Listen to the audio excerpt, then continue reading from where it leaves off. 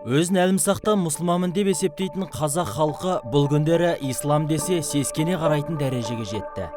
Оған қолында қаржысымен ақпарат құралдары бар мүдделі топтардың күйе жаққан әрекетімен қоса, өз ішінде жік-жікке бөлініп берекесі қашқан мұсылмандар да кінәлі екені сөзсіз. Діни білім берудегі олқылықтар мен бақылаусыз ғаламтордың әсерінен түрлі танымдағы діни топтар пайда болды. Жылы жүз, жұмсақ мінезімен сүйсіндіргендермен қатар, суық жүз, қатқыл қарым-қатынаспен шошытатындар да шықты. Таза ислам, таза таухид деген сөздерді бетперде етіп, жастарды бүлікке итермелеп жүргендер енді билік өкілдерін, тіпті тұтас қоғам мен мемлекетті күпірлікке айыптап, жақтастарын жихадқа шақыруда. Қазіргі таңда өзін сәләфпіз деп жүргендер, бұлар тікелей сол жихадшыларға жастарымызды дайындап беріп жатыр. Олар айтады, біз ол турасында ештеме айтқан жоқпыз. Жоқ, ағайындар. Бұл тікелей сол салафия ағымының жемісі. Негізі, исламда әс-сәләф, әс-сәлих деп біздің заманымыздан бұрын ғұмыр кешкен, салиқалы ниетпен шынайы амал қалған ықыласты бабалар туралы айтылады. Ислам тарихындағы алғашқы үш буын Мұхаммед пайғамбардың оған Алланың игілігімен сәлемі болсын сахабалары, табиғиндер және олардың ізбасарлары сәләфтар деп аталған. Олар діннің таза қалпында сақталып, білім, ғылым арқылы ұрпақтан ұрпаққа жетуіне себепкер болған тұлғалар еді. Біз алдыңғы үш буынның жолын қуушылармыз, біз сәләфтармыз деп жүргендер өздері басқа бір топтың, мүдделі топтың қуыршағы болып жүргенін білмей жүр. Делмұрат Махамадов, оңтүстік Қазақстан облысында дүниеге келген, ұлты өзбек, ғаламторда Делмұрат Әбу Мұхаммед деген атпен белгілі.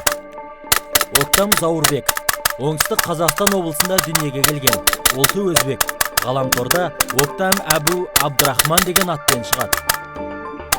Ринат Зайнулин, оңтүстік Қазақстан облысында дүниеге келген, ұлты татар, ғаламторда Ринат Әбу Мұхаммед, Ринат әл-Қазақстани деген атпен шығады. Назратулла Абдулқадыров, Тәжікстанда туылған, ұлты тәжік, ғаламторда Назратулла Әбу Мәриям деген атпен таныс, қазір Сауд Арабиясында тұрады. Зерттеушілер таза исламға шақырушы уағыздаушылардың өздері білмесе де, және олай деп ойламаса да, соңынан ерген адамдарды қатылыққа тәрбиелеп жатқанын айтады. Өйткені жихад деп жалаулатып, Сирияға кеткендердің басым көпшілігі алғашында осы уағызшылардың сөзін тыңдағандар екендігі белгілі болып отыр. Қазіргі осы уағыздап жүрген осылар жаңағы сәләфия ағымының көп ұстаздары қазақтан емес. Қазақ емес. Сондықтан қазақтың жергі түпкі дәстүрін білмегеннен кейін, қазақтың ділі мен менталитетін түсінбегендіктен осы нәрселерге адамды уағыздап жатыр. Пәтуа беріледі уақытқа қарай, заманына қарай және жергілікті жағдайға байланысты беріледі. Жалған пәтуаның соңы адамды түсініспеушілікке, яғни түбінде алып кеп, үлкен деген біздің шариғат тілімен айтқанда фитна, қазақ тілімен айтқанда бүлікке әкеп жолықтырады. Бұл уағызшылар насихатында Қазақстан мұсылмандары діни басқармасының қызметкерлері мен жергілікті мамандарды білімі төмен, надан, жахил, адасушы, бидағатшы деген сөздермен айыптап, оларға деген сенімсіздік ұрығын себуде. Тіпті олардың уағызын тыңдауға болмайды. Тыңдасаң көңіліңе күмән кіреді деп, алыстата отырып кімді тыңдау немесе тыңдамау керектігіне дейін шешіп отыр. Бұл сөзге иланған жастар дұрыс насихаттан алыстап қалғандарын байқай алмауда.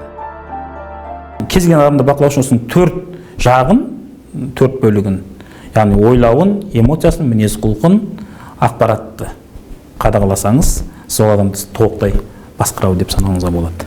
Мәселен, сахих хадис деп сөйлейді, басқа деп сөйлейді. Сонда біз сахих хадиспен сөйлемейміз ағайындар. Сонда Қазақстан мұсылмандар діни басқармасы сахих хадистермен уағыздамайды ма? Әлбетте Құранның аяттарымен бастайды. Сол Құранды айтып жатыр. Әл-фитнату ашадду минал қатл дейді. Астаузубилля. Бүлік шығару адам өлтіргеннен де ауыр күнә дейді. Бүлік шығару адам өлтіргеннен де ауыр күнә. Ал енді Мұхаммед пайғамбарымыз және айтады. Қараңыздар. Момын мұсылман қолымен де, тілімен де ешбір адамға зиян бермейді деді. Ал қайда енді бұл ұстаздар осыны оқыса? Қараңыздар. Сол ұстаздардың артынан еремін деп көптеген жастарымыз қыршын қазір абақтыда жатыр ғой. Ата-анасы соларды қайғырып жатыр ғой. Бірақ солғаны үйреткен ұстаздар қайда десеңізші. Олар шетел асып, рахаттанып жатыр. Ал соның артынан ергендері ше, олар болса абақтыда жатыр. Көрдіңіздер ме ағайындар? Сондықтан Алла сақтасын, ешбір дін ғұламасы қай елде, қай мемлекетте оқыса да еліңе барып бүлік шығар деп үйретпейді. Олар Құран және сүннетпен ғана жүреміз деу арқылы мыңдаған жылдар бойы қалыптасқан діни мектеп мәзһабты және ғалымдардың еңбегін жоққа шығаруда.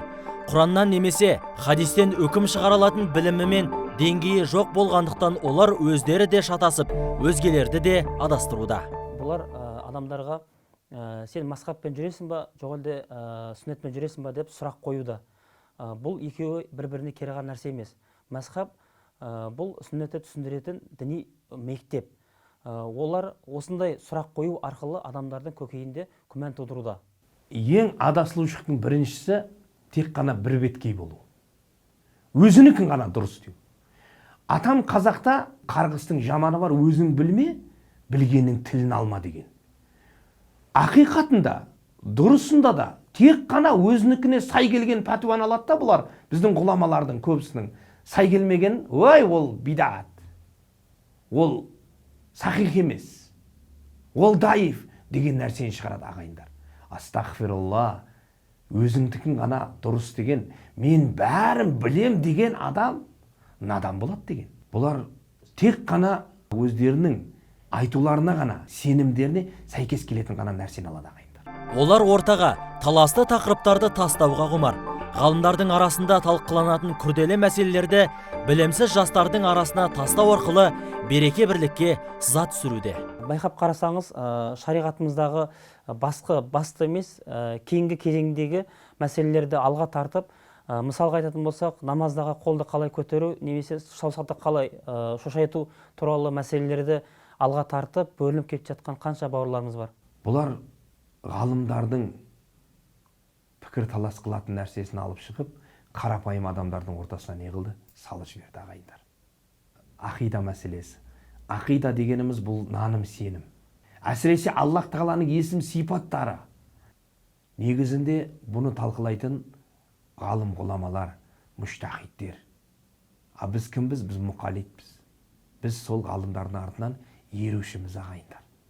Бұл топтағы насихатшылардың басты қателігінің бірі мәніне жетпестен, тереңіне үңілместен, сандаған ғасырлар бойы қалыптасқан ұлттық салт дәстүрімізді мәнсұқтауы. Биташар же есть у нас? У нас в ауле тоже вот имам говорит, вот в Коране аят же есть такой, Адам алейхиссалату вассалам, малейка же сажа делали, вот этот аят берет далиль. Вот это аят как ученые понимают? Ну вот это, да, видите, вот такие подобные такие вещи.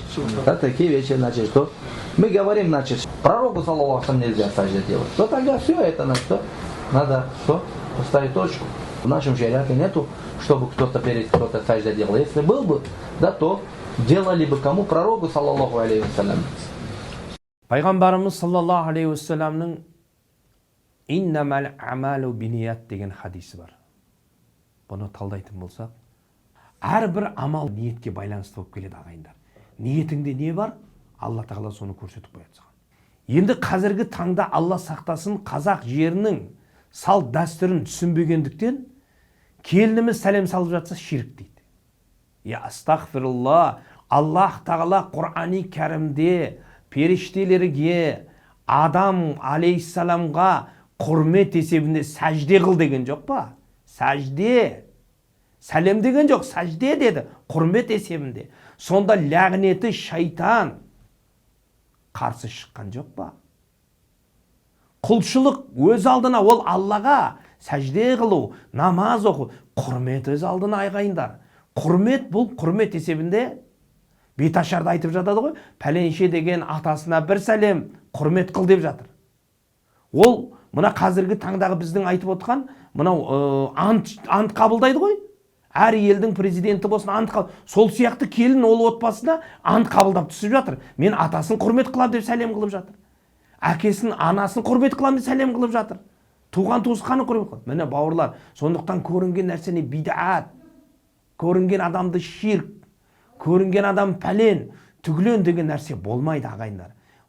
Алдымен көзімізді жеткізіп алуымыз керек. Бұл нәрсе ақиқатында бидағат па?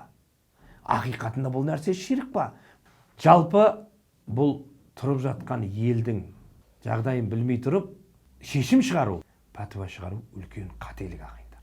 Сәләфизм немесе вахабизм идеологиясы ұлттық құндылыққа қарсы бағытталған. Олар таза ислам, Құран және сүннет, таухид деген сөздермен өздерінің істерін бүркемелейді. Осы арқылы байыбына бармастан халықтың салт дәстүрі мен әдет ғұрыптарын бидғат деп жариялайды. Бидғатпен күресу әр мұсылманның парызы деп уағыздайды. Осы арқылы ұлттың ұлт ретінде ұстап тұрған құндылықтарына балта шабуда. Расында, өз ұлты мен отанының қадір қасиетіне жете біліп, түсінбеген ұрпақ сын сағат туа қалса, тізгінді өзгеге қиналмастан ұстата салары даусыз. 12 ғасырдан бері мұсылман болып келе жатқан, барша ислам әлемі мақтан тұтатын ұлы ғалымдарды тәрбиелеп шығарған қазақ елі мен Орта Азия халықтарының арасында олардың діни ұстанымын түгелімен дерлік жоққа шығаратын сәләфилік уағызды табанды түрде таратудың астарында осындай жымысқы мақсат жатпасына кім кепіл? Мына уағызды тыңдаған кезде де айтушының мақсаты не екенін бағамдау қиын. Жағдайды парықтайтын, айтар сөзді екшейтін терең пайымның жоқтығы анық көрінеді. Төртінші түрдегі кәпірлер ол біздің мұсылман елде мұсылмандардың патшасының қарамағында болған кәпірлер. Оларды зимми деп намдайды. Олар мұсылмандардың патшасының қарамағында болады, оның қорғанында болады. Оларды басқа біреулерден қорғайды. Олардың ақтары оларға бүтіндей ешқандай бір зұлымдық қылу мүмкін емес, арам. Жалпы халықтай жүреді.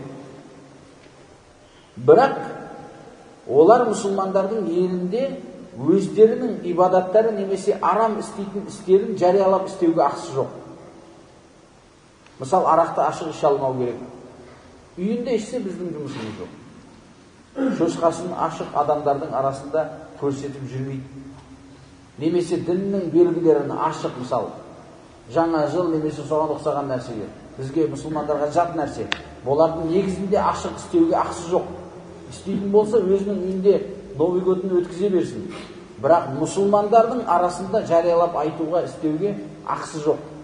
Мейрамдары болады, өздерінің ибадаттары болады. Оларды негізінде валийл амр, патша тию керек негізінде. Оларды тоқтату керек. Және мұсылмандардың арасында жүргенде олар бөлек белгімен жүру керек. Адамдар жалпы олардың кәпір екенін білу керек. Осындай көрінген сөздермен шошытып, адамдарды дінге шақырудың орнына діннен бездіріп жатыр ағайындар. Сізге Алла Тағала бекітті ма? Ла илаха илаллах Мұхаммаду Расулуллах деген пайғамбарымыз хадисінде тұр ма? Осыны айтқан адам түбінде жәннатта болады деген, болды, ол адамды қалай кәпір деп айтамыз?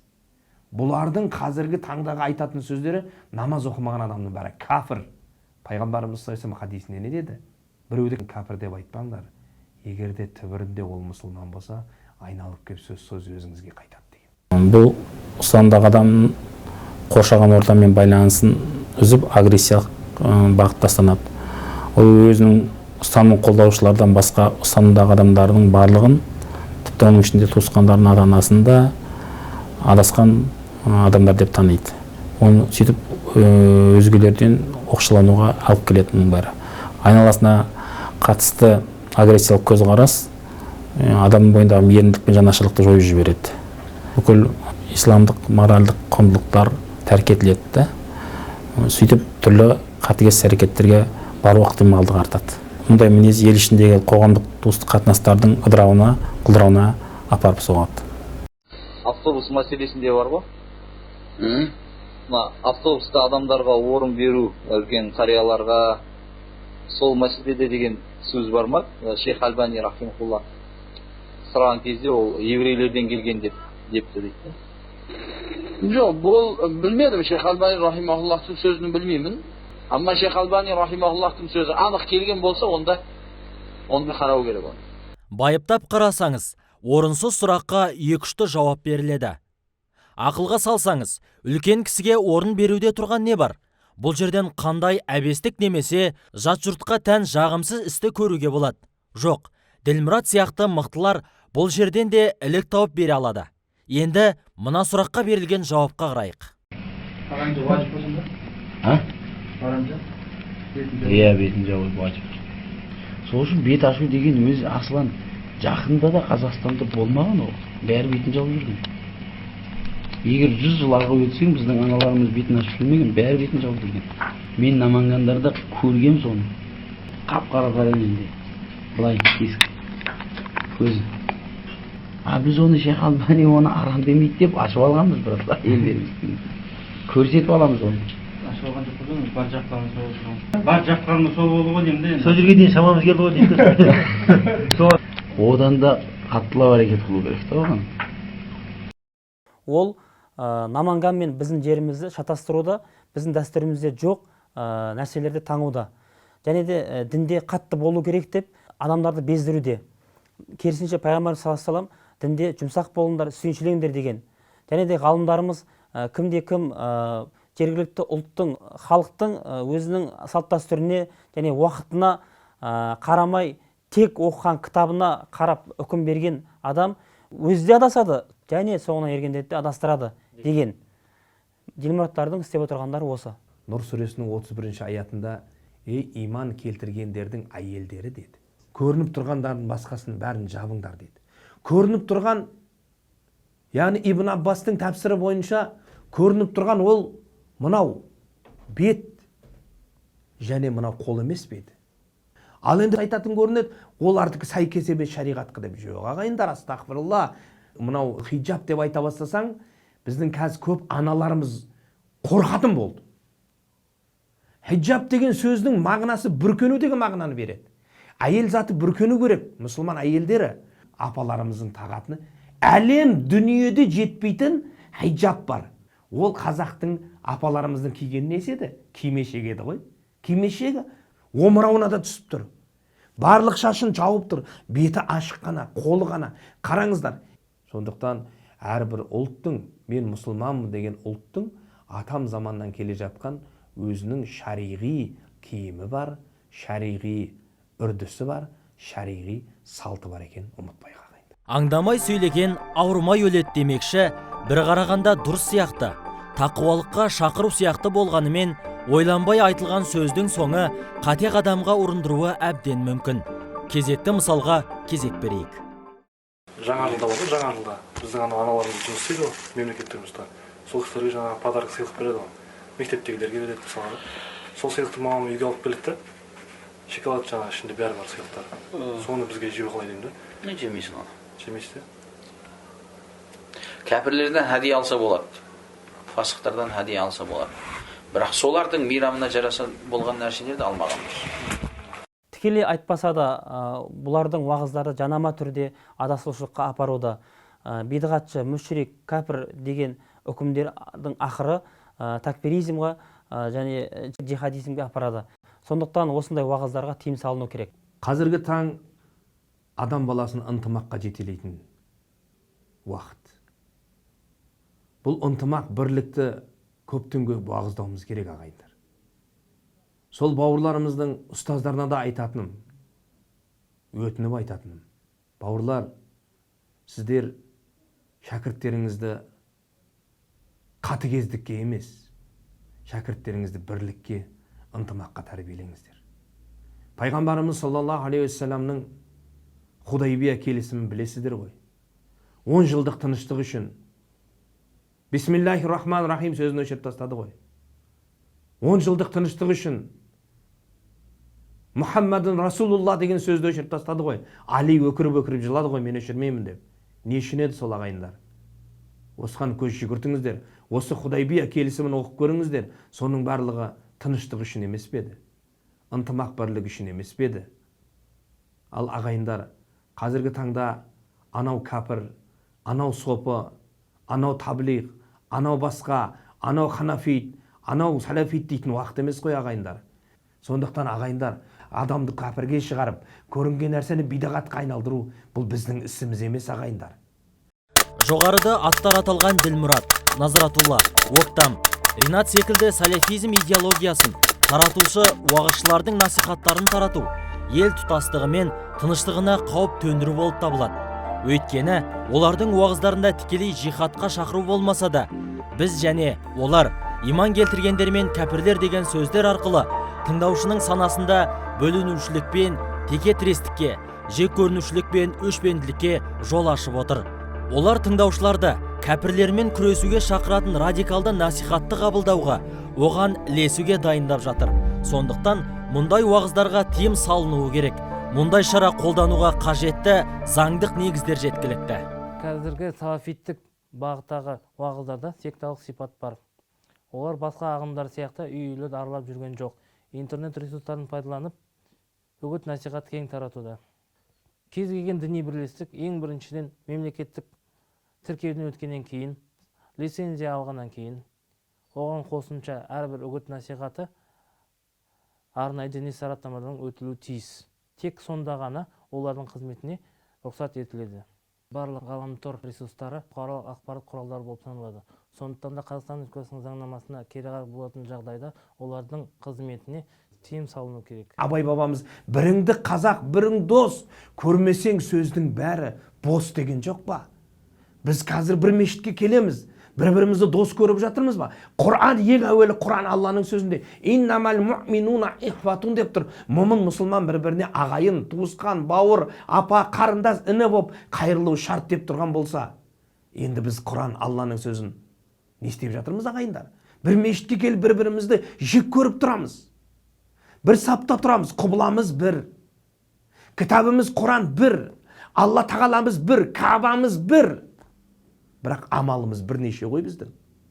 Атиуллаху ва атиу расул ва улил амри минкум деп Құранда айтып тұр. Аллаға мойынсыныңдар, пайғамбарымыз саллаллаху алейхи мойынсыныңдар, өздеріңнен шыққан әмірге мойынсыныңдар деп жатыр. Біздің елбасымыздың әміріміз елбасы емес па?